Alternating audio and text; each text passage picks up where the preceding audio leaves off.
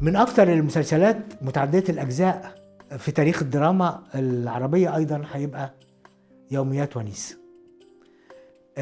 محمد صبحي كلنا نعرفه فنان كوميدي من الطراز الأول، كان دايما يحلق على المسرح وفي الدراما التلفزيونية بكوميديا صارخة بتكسر الدنيا عادة. لكن كمان صبحي من النجوم اللي عندهم هم اجتماعي، ويمكن أنا في بينه وبينه مساحة خلاف في الحتة دي، لكن أنا شايف وجهة نظره صحيحة وهو شايف أيضا وجهة نظر صحيحة. أنا شايف أنه التلقين عموما ويوميات ونيس فيها تلقين في العلاقة بين الأب وأبنائه، إزاي يربيهم، وهل الزمن اللي احنا فيه غير معايير الثواب والعقاب وعلينا كمان ان احنا نغيرها. يعني الأب بيقول لابنه يا علي يا محمد أو حنونة لو يكون اسمها حنان وبيهرجوا يعني. صبحي كتكوين بينتمي فكريا للجيل القديم، عايز ان نرجع المعايير دي بشكل او باخر. في نفس الوقت هو لا يغلق الباب امام الافكار الجديده، وهو حتى ده اللي كاتبه مهدي يوسف، هو اشترك في الكتابه وكان له وجهه نظر في الاخراج مع احمد بدر الدين. طبعا هو لم يخرج بالمعنى المباشر للكلمه، لكن كان لديه وجهه نظر في الاخراج كرؤيه. واحمد الله يرحمه والكاتب ايضا مهدي يوسف الله يرحمه كانوا ملتزمين برؤيه صبحي اللي هو بشكل او باخر اشعرني وكانه ونيس. المسلسل ده امتد لغايه 2011 اجزائه الجزء الثامن، وكان المفروض يبقى فيه كمان اجزاء. يعني كان في ذهنهم انه بيظل هناك الجزء الاسري ده في هات وخد، في معلومه بتاتي من الابناء او قيمه تاتي من ابناء للاباء، والاباء ايضا عندهم قيم يريدون تصديرها. ففضل الحاله الشائكه دي والصراع ده قائم بطريقه او باخرى. الدراما بتسمى دايما الدراما التلفزيونيه لها تعبير دراما عائليه.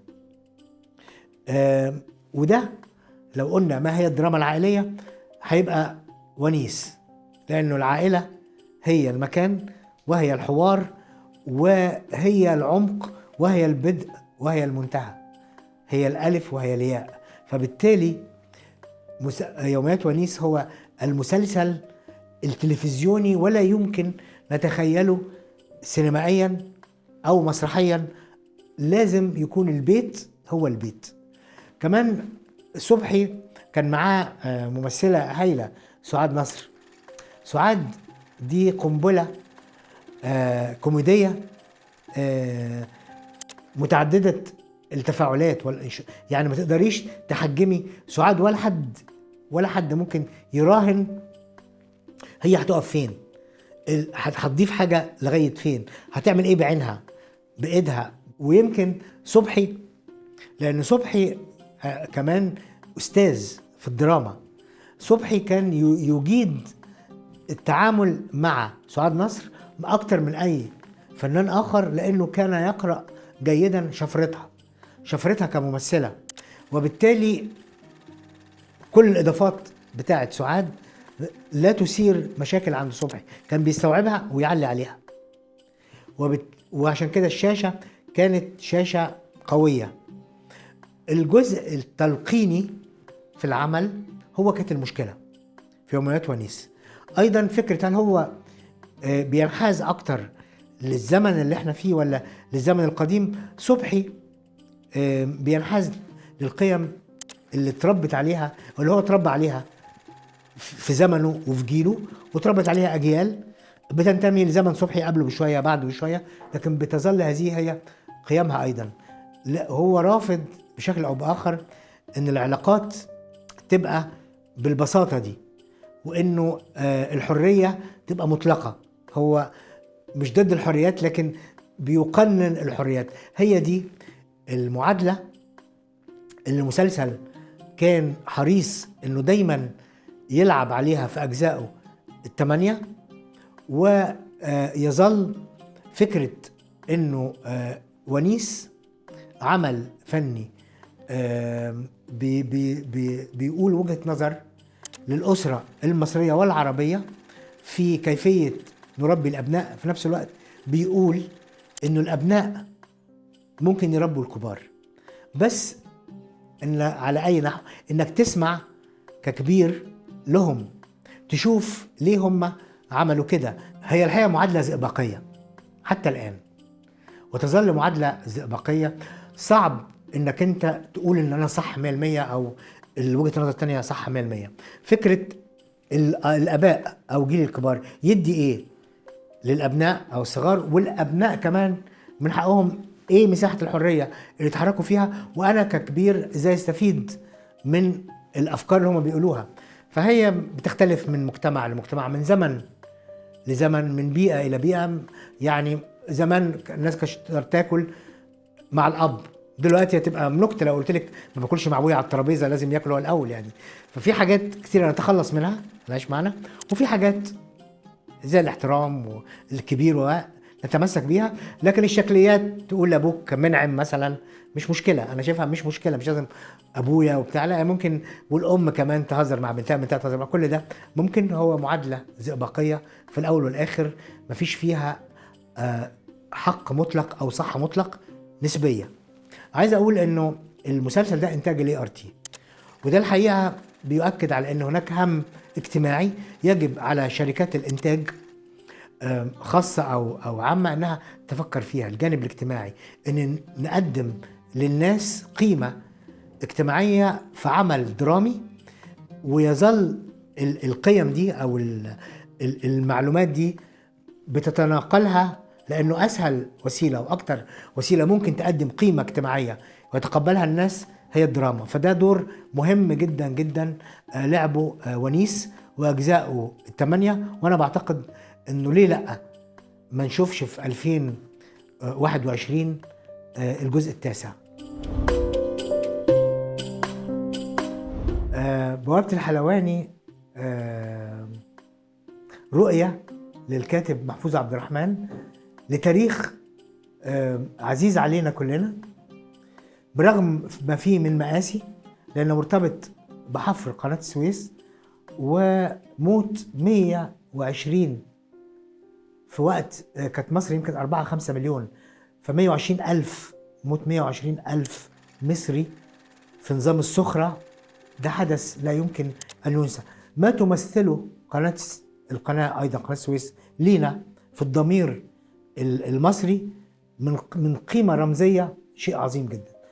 محفوظ عبد الرحمن مع مخرج مهم قوي إبراهيم الصحني، يمكن ما حققش نجاح أو ما كانش له النجومية الطاغية بتاعت الأسماء الأخرى اللي في جيله، لكن إبراهيم الله يرحمه مخرج أيضا له إضافات وعنده إطلالة للتاريخ. بوابة الحلواني احنا في الضمير برضو المصري، اللي بنى مصر كان في الأصل حلواني. دي بقى اللي خدها سيد حجاب ونسج من خلالها الدويتو، لأنه برضو كان دويتو، كان علي حجار، لكن شيرين وجدي كانت موجودة بشكل أو بآخر. وبقت الرؤية عن مصر في تلك الفترة.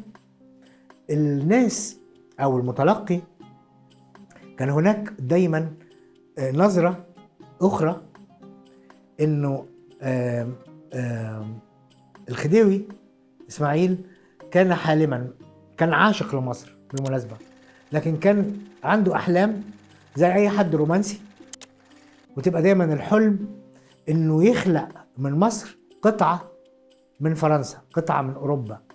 عايز يعمل الأوبرا عشان هما هناك في أوبرا، عايز يبقى الطرق والحالة في مصر تشبه أوروبا. كان عنده طموح كبير.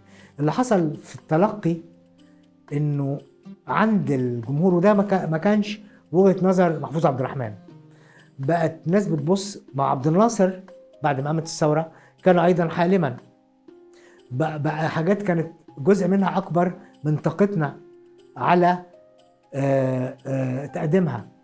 فبقت في ناس بتربط بين ما حدث للخديوي ومصر في الآخر بقت مديونة، كان في دين، وأيضا عبد الناصر ترك مصر مهزومة في 67 وأصبح هنا رهان على الحاجتين دول.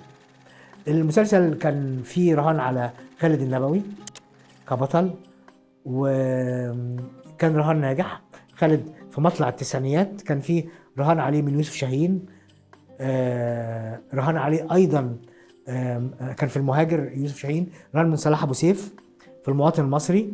فكان في أكتر من حد شايف إنه خالد النبوي نجم قادم، فكان من هؤلاء إبراهيم السحر.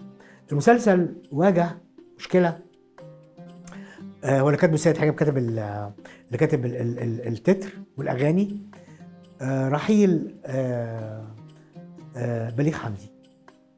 عمار الحقيقة، ودي تحسب لعمار، لعب دور كبير جدا في استكمال الألحان التي لم يكملها بليغ، وحافظ على روح بليغ، ورغم ذلك توارى أدبيا وماديا حبا. ودي الحقيقة لازم نذكرها بكل اعتزاز لعمار، انه بليغ استاذه وما كانش ينفع يعني ايه يناطحه والاسمين يتحطوا، فدي تحسب له بقوة. ايضا العمل كان فيه لمحات حلوة من ممثل ربنا يديله العمر والصحة، أسامة عباس. أسامة ممثل عتويل، مشكلته مش مشكلته مشكلتنا، مشكلة الناس انها بتنمط بعض الممثلين، وأسامة منمط عند الناس انه كوميديان برغم انه استاذ في التمثيل. وصحيح ان احنا عرفناه من ثلاثي اضواء المسرح اللي هو مسرحهم مسرح كوميدي، فبنستنى انه أسامة يقول نكتة، وأسامة ممثل، وكان من أبرع الممثلين في بوابة الحلواني. بوابة الحلواني إذا كان أسامة أنور عكاشة بيطل على الزمن المعاصر، فمحفوظ عبد الرحمن له إطلالة في أعمال أسامة، منها الليالي الحلمية مثلا أو زيزينيا وغيرها، فإنه عند محفوظ عبد الرحمن إطلالة أخرى على الزمن الحديث، وإطلالة بيحملها بتكوين محفوظ السياسي دايما أبعاد سياسية. المشكلة بقى إن إحنا ممكن المتلقي يحمل كمان العمل الدرامي رؤية سياسية لم يقصدها المبدع، لأن محفوظ ناصري بتكوينه، لكن المتلقي جزء منه ربما يكون أنتي جمال عبد الناصر. فأصبح بوابة الحلواني يحمل عند بعض الرؤى أو رؤى المثقفين اتهام للتجربة الناصرية، وهذا لم يكن في حسبان محفوظ عبد الرحمن.